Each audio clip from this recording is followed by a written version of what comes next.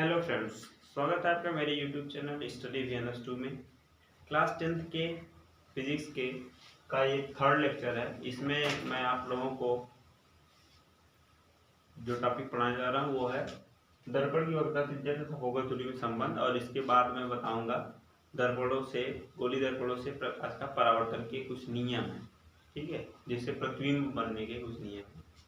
पिछले लेक्चर में मैं आप लोगों को वक्रता त्रिज्या, फोकस दूरी, इन सब के बारे में बताया था। फिर भी मैं रिमाइंड कर रहा हूँ, ये है क्या, अवतल दर्पण, जिसके बाएं साइड पे कलई किया गया, अंदर से प्रकाश परावर्तन होता है, और इसको कहते हैं मुख्य अक्ष। क्या कहते हैं?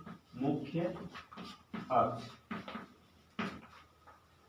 तो मुख्य अक्ष के समांतर आने वाली प्रकाश की किरणें, मुख्य अक्ष के समांतर आपतित होने वाली प्रकाश की किरणें परावर्तन के पश्चात एक निश्चित बिंदु से होकर जाती है। इस बिंदु को क्या कहते हैं? फोकस बिंदु कहते हैं, ठीक है। और इसको ध्रुव कहते हैं। पिछले वीडियो में बताया था, ध्रुव तथा फोकस बिंदु के बीच की दूरी को फोकस दूरी कहते हैं, स्मॉल f से दिखाते हैं। और ध्रुव तथा वक्रता केंद्र, वक्रता केंद्र क्या होता है? वक्रता केंद्र उस गोले का केंद्र होता है जिस गोले से गोली दर्पण बना होता है, जिस गोले का कटा हुआ एक भाग है, तो वक्रता केंद्र C। तो ध्रुव तथा वक्रता केंद्र के बीच की दूरी को क्या कहते हैं? वक्रता त्रिज्या कहते हैं। इसे स्मॉल r से दिखाते हैं, ठीक है। तो बेसिकली इन दोनों में संबंध क्या होता है?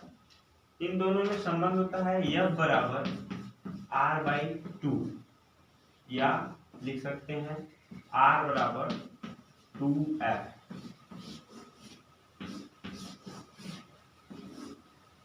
इसका प्रूफ पहले क्लास 10th के टेक्स्ट बुक में था, सिलेबस में था। अब NCERT में ये सिलेबस में नहीं है, तो मैं इसका प्रूफ नहीं करा रहा हूँ। अगर आप लोगों को प्रूफ जानना है या प्रूफ का वीडियो चाहिए तो आप लोग कमेंट बॉक्स में बताइए, तो मैं वीडियो इसका बना दूंगा, ठीक है। तो ये आप लोगों को याद रखना है। अब अगला टॉपिक जो है वो है गोली दर्पण से बनने वाले प्रतिबिंबों को खींचने के नियम। तो गोली दर्पण पे प्रतिबिंब बनेगा जब, तो उसको खींचने के कुछ नियम है, जिसमें मोस्टली तीन नियम दिए गए हैं। उन्हीं तीनों नियम के आधार पे हम लोग सारे गोली दर्पणों से प्रतिबिंब बनने के लिए, कहाँ प्रतिबिंब बनेगा, आभासी होगा कि वास्तविक होगा, छोटा होगा, बड़ा होगा, उसको खींचने के लिए हमारे पास तीन नियम होंगे। वो मैं बारी बारी से आपको बता रहा हूँ और उसका फिगर बना रहा हूँ, ठीक है। तो जो पहला नियम है, पहला नियम कहता है कि मुख्य अक्ष के समांतर आपतित प्रकाश की किरणें, मुख्य अक्ष के समांतर आपतित प्रकाश की किरणें परावर्तन के पश्चात मुख्य फोकस से होकर जाती हैं।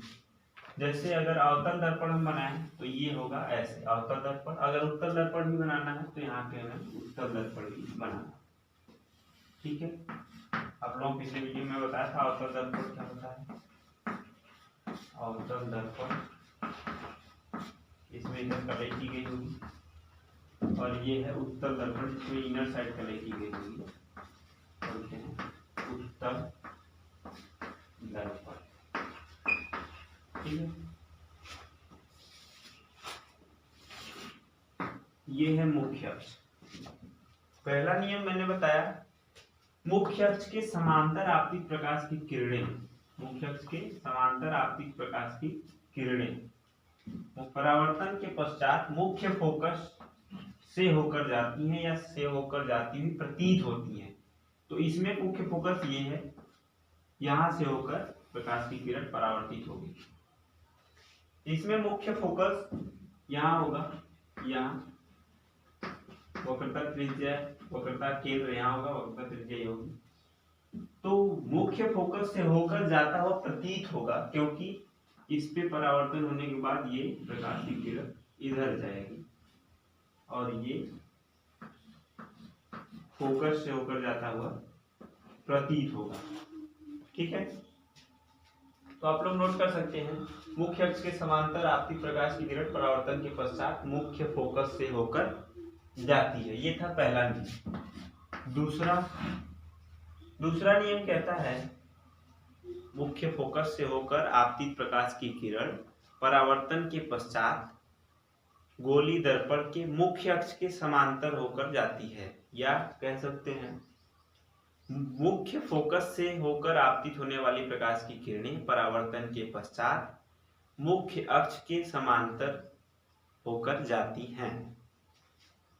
जैसे अवतल दर्पण अगर है, ये मुख्य अक्ष है, फोकस यहाँ है, तो फोकस से होकर आपतित प्रकाश की किरणें परावर्तन के पश्चात मुख्य अक्ष के समांतर हो जाती है। यह है मुख्य अक्ष, ये है मुख्य अक्ष। ऐसे ही अगर उत्तल दर्पण के लिए बनाए तो उत्तल दर्पण के लिए बनाए तो यहाँ होगा मुख्य फोकस, यहाँ होगा वक्रता केंद्र। तो मुख्य अक्ष की ओर आपतित प्रकाश की किरण, मुख्य फोकस की ओर आपतित प्रकाश की किरण परावर्तन के पश्चात मुख्य अक्ष के समांतर हो जाती है। यह है मुख्य अक्ष। ठीक है, तो आप लोग दूसरा नोट कर सकते हैं, मुख्य फोकस से होकर आपतित प्रकाश की किरण परावर्तन के पश्चात मुख्य अक्ष के समांतर हो जाती है। तीसरा कहता है वक्रता केंद्र से होकर आने वाली प्रकाश की किरणें परावर्तन के पश्चात उसी मार्ग से वापस लौट जाती हैं। तो यह है अवतल दर्पण, इसकी वक्रता केंद्र कहाँ है, मान लीजिए यहाँ पे C। ये है उत्तल दर्पण, इसका वक्रता केंद्र मान लीजिए यहाँ पे C। तो वक्रता केंद्र से होकर आने वाली प्रकाश की किरण, वक्रता केंद्र से होकर आपतित प्रकाश की किरण परावर्तन के पश्चात इसी मार्ग से वापस लौट जाती है। मतलब इसी मार्ग से आएगी और इसी मार्ग से वापस लौट जाएगी।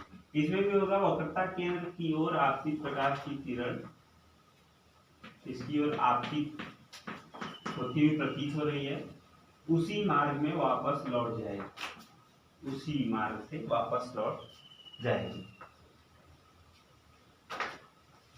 ठीक है, समझ में आया।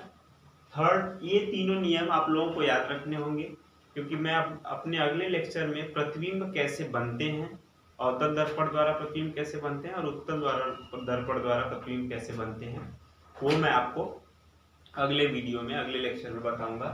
तब तक ये तीनों चीजें आपको क्लियर होनी चाहिए, याद होनी चाहिए।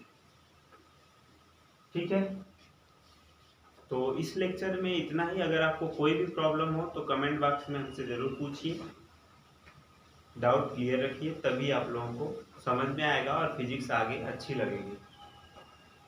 इस लेक्चर में इतना ही, धन्यवाद।